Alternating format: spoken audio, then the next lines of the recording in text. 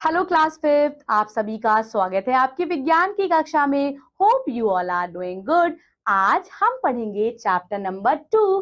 पिछले पार्ट में हमने क्या पढ़ा? पिछले पार्ट में बच्चों हमने प्लांट्स के प्रजनन के बारे में पढ़ा कि हाउ प्लांट्स रिप्रोड्यूस। आज हम पढ़ेंगे जंतुओं में अनुकूलन। आज हम पढ़ेंगे कि एनिमल खुद को कैसे अडाप्ट करते हैं, खुद को कैसे ढालते हैं अपने एनवायरनमेंट के अनुसार। अडेप्टेशन इन एनिमल्स। हम जानते हैं कि बच्चों पेड़ पौधों की तरह जंतु भी विश्व के सभी प्रदेशों में निवास करते हैं। There are so many animals जो संसार के हर कोने में पाए जाते हैं। जंतुओं को भी भोजन, जल, वायु, आवास तथा शत्रुओं से रक्षा की आवश्यकता होती है। कुछ जंतु पालतू होते हैं, अर्थात उन्हें हम अपने घरों में पालते हैं, तथा कुछ जंतु घने जंगलों में निवास करते हैं। जंतु भी पौधे की तरह ही स्वयं को वातावरण के अनुरूप अनुकूल बना लेते हैं। सभी जंतु बच्चों कैसे होते हैं? सभी जंतु एक ही प्रकार के पर्यावरण में नहीं रह सकते हैं। जैसे बच्चों जंतु भी बहुत अलग प्रकार के होते हैं। जो जानवर पानी में रहते हैं वो जमीन पर नहीं रह सकते, जो जानवर भूमि जमीन पर रहते हैं वो पानी में नहीं रह सकते। तो जंतु भी पौधों की भांति मैदानों में, पर्वतों पर, जल में तथा गर्म मरुस्थलीय प्रदेशों में रहते हैं। वह स्थान जहाँ कोई सजीव निवास करता है वह उसका वास स्थान हैबिटेट हो जाता है, और एक विशेष वास स्थान के अनुसार अनुकूलित हुए जंतु का किसी अन्य प्रकार के वास स्थान के साथ निर्वाह करना बहुत कठिन हो जाता है और कभी कभी इम्पॉसिबल हो जाता है। चलिए देखते हैं जंतुओं की शारीरिक रचना तथा उनकी जीवन शैली किस प्रकार वास स्थानों में रहने के लिए सहायता करती है, कैसे वो अपने हैबिटेट में बच्चों रहते हैं। अडेप्टेशन मतलब अनुकूलन करना, खुद को ढाल लेना। अनुकूलन किसी विशेष वातावरण में सुगमता पूर्वक जीवन व्यतीत करने एवं वंश वृद्धि के लिए जीवों के शरीर में रचनात्मक एवं क्रियात्मक स्थायी परिवर्तन उत्पन्न होने की एक प्रक्रिया है। अब हम पढ़ेंगे विभिन्न जंतुओं के वास स्थान, हैबिटेट्स ऑफ डिफरेंट एनिमल। सबसे पहले बच्चों एनिमल जो मैदानी भाग में रहते हैं, घास स्थल में रहते हैं, जैसे कि शेर, बाघ, हिरन, हाथी, गैंडा, ये सब लैंड में रहते हैं। बाघ एक शक्तिशाली जंतु है जो हिरन जैसे जानवरों का शिकार करता है, और बाघ का मटमैला रंग उसे घास के मैदान में छिपने में मदद करता है। हिरन भी मैदानी क्षेत्र में रहने वाला जंतु है। पौधों के कठोर तनों को चबाने के लिए उसके दांत मजबूत होते हैं, और उसके लंबे कान तथा सिर के बगल में स्थित आंखें उसे खतरों की जानकारी देती हैं। उसकी तेज गति उसके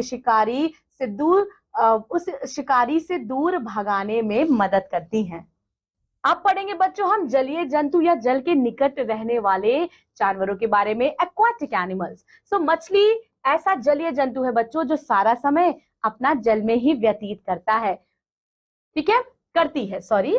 मछली का शरीर जल में रहने और गति करने के लिए अनुकूलित है। उसकी बॉडी ऐसी है कि वो जल में सांस ले सकती है और जल में आराम से तैर के पूरा दिन अपना जल में व्यतीत कर सकती है। मछली का शरीर बीच से चौड़ा होता है, दोनों सिरों पर अपेक्षाकृत पतला होता है, और इस प्रकार शारीरिक आकृति को धारा रेखित यानी कि स्केल रेखित बच्चों आकृति कहते हैं। इस प्रकार की शारीरिक आकृति जल को धकेलकर आगे बढ़ाने में मछली की सहायता करती है। उसके बाद बच्चों फिन्स होती है जिसके थ्रू वो पानी में तैर सकती है। जल में तैरने के लिए मछली के पंख की भी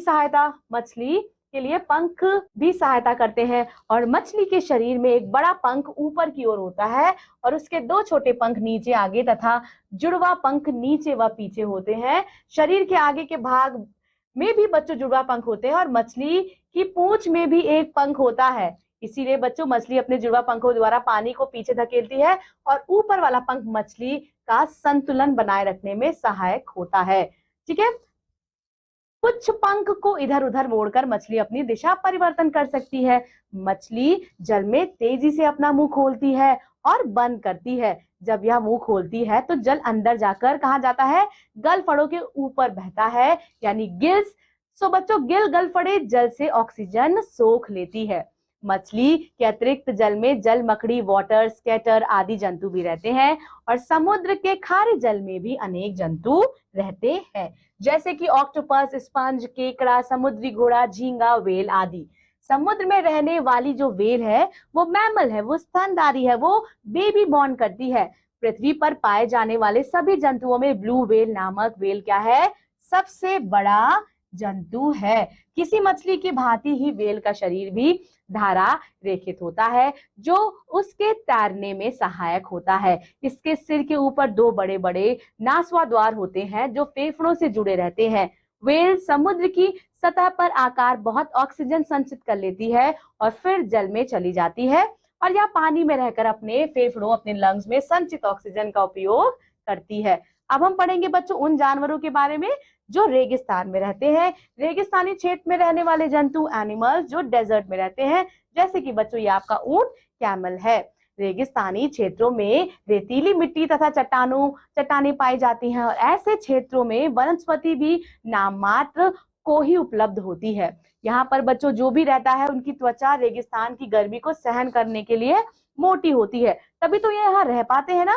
रेगिस्तानी क्षेत्रों में पाए जाने वाले जंतुओं में सबसे प्रमुख जंतु ऊंट है, कैमल है। ऊंट के कुबड़ में भोजन चर्बी वसा के रूप में संचित रहता है, और भोजन ना मिलने पर ऊंट इसी कुबड़ में संचित वसा का उपयोग करता है। ऊंट जो है वो रेगिस्तान में बिना पानी पिए, बिना खाना खाए बहुत दिन तक जीवित रह सकता है। वो क्या करता है, यह अपने अमाशय में स्थित विशेष थैलियों में पानी संचित कर लेता है। रोचक तथ्य क्या है बच्चों, ऊंट को रेगिस्तान का जहाज कहा जाता है, शिप ऑफ डेजर्ट कहा जाता है, और यह एक बार में इतना पानी पी लेता है कि फिर कई दिनों तक बिना पानी पिए रह सकता है। पर्वतीय क्षेत्र बच्चों, पर्वत क्षेत्र पे जो रहते हैं, माउंटेनियस एरिया पे रहते हैं। चलिए उन जानवर के बारे में बात करते हैं। तो पर्वतीय क्षेत्र में सामान्यतः क्या होता है बच्चों, बर्फ के कारण बहुत ज्यादा ठंडी पड़ती है। सर्दियों में तो बर्फ भी गिरती है। पर्वतीय क्षेत्रों में कुछ विशिष्ट जंतु जैसे याक, भेड़, पहाड़ी बकरी तथा भालू आदि पाए जाते हैं, और उनके शरीर की त्वचा बहुत मोटी होती है बच्चों। उनके शरीर में ढेर सारे बाल होते हैं, फर होते हैं। मोटी त्वचा के नीचे वसा की परत और त्वचा के ऊपर घने एवं लंबे बाल पाए जाते हैं। लंबे बाल इन्हें अत्यधिक सर्दी में ठंड से बचाते हैं, जैसे कि ये भालू है। And here we have yak. Antarctica क्षेत्र में पाए जाने वाले जंतु, अंटार्कटिका क्षेत्र में बच्चों विचित्र पक्षी पाया जाता है जिसे पेंगुइन कहते हैं।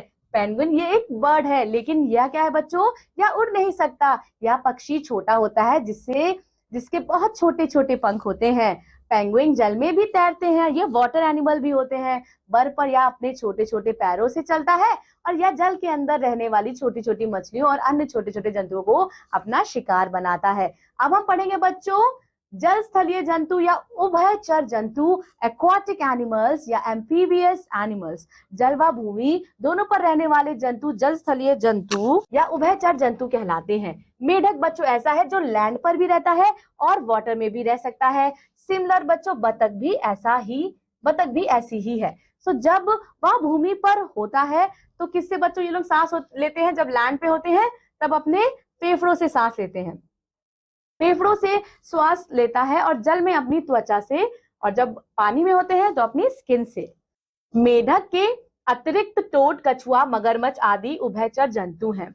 मेढक, बतख आदि के पंजे झिल्लीदार होते हैं, जिनकी सहायता से ये जल को पीछे ढकेलते हुए आसानी से तैरते रहते हैं। मगरमच्छ का शरीर लंबा और पतला होता है, और यह अपने पैरों तथा पूंछ की सहायता से जल में तैरता है। अब हम पढ़ेंगे आकाश में उड़ने वाले जंतु, यानी कि animal that fly in the sky. ऐसे जंतु जो अपने जीवन का अधिकांश भाग बच्चों आकाश में ही बिता देते हैं। जैसे कि बच्चों ढेर सारे पक्षी होते हैं, ये देखिए आप बर्ड है की तस्वीर है और चमगादड़ की तस्वीर है।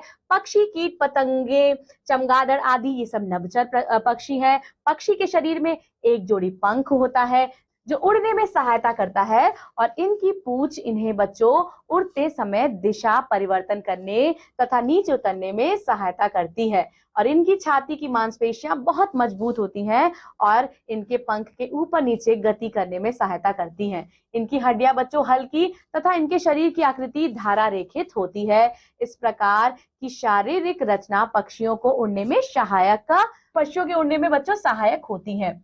रोचक तथ्य क्या है, पक्षियों की हड्डियां जो है वो खोखली होती हैं और जो उन्हें उड़ने में सहायता प्रदान करती हैं। कुछ पक्षियों के पंख होते हैं हुए भी बच्चों वो उड़ नहीं पाती, जैसे हमने पेंगुइन के बारे में पढ़ा। जैसे कुछ बर्ड्स ऐसे होती है बच्चों, कुछ जिनके पास फेदर्स होती है, विंग्स होती है, but then also they can fly. Example शुतुरमुर्ग, बतख, कीवी आदि। इनकी उड़ने वाली मांसपेशियां निष्क्रिय होती हैं और पक्षियों को देखने की क्षमता जो है पक्षियों की बच्चों बहुत ज्यादा तीव्र होती है।